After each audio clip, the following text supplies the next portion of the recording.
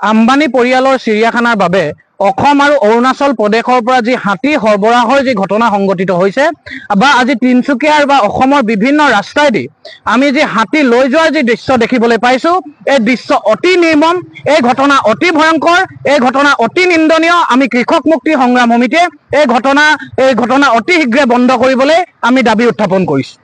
দ্বিতীয়তে আমি গম পাইছো যে এই গোটেই ঘটনাটোত এটা বৃহৎ এটা নেক্সাছ জড়িত হৈ আছে। এই নেক্সাছত ভাৰত চৰকাৰ জড়িত হৈ আছে, এই নেক্সাছত অসম চৰকাৰ জড়িত হৈ আছে, এই নেক্সাছত ফৰেষ্টৰ শীৰ্ষ বিষয়া জড়িত হৈ আছে।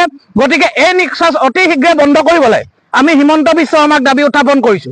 আৰু আমি কালি দেখিবলৈ পাইছো যে তিনচুকীয়া জিলাৰ ডিৰাক গেটৰ পৰা তেওঁ বিভিন্ন ধৰণৰ পুলিচৰ ভেৰুনীয়া গুণ্ডা লগাই এনেকৈ হাতী তেওঁলোকে এম্বুলেন্সত লৈ গৈছে।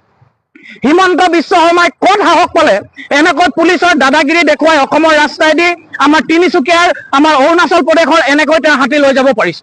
গতিকে হিমন্ত বিশ্ব শৰ্মাক আমি সকীয়াই দিছো, অতি শীঘ্ৰে এই কাৰ্য কিন্তু আপুনি বন্ধ কৰিব লাগিব।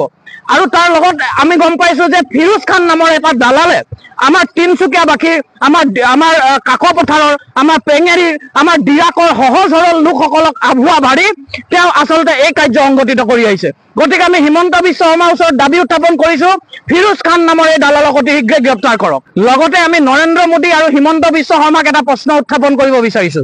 নৰেন্দ্ৰ মোদী সামগ্ৰিকভাৱে ভাৰতৰ জনগণৰ প্ৰতি দায়বদ্ধ নে আম্বানী পৰিয়ালৰ প্ৰতি দায়বদ্ধ?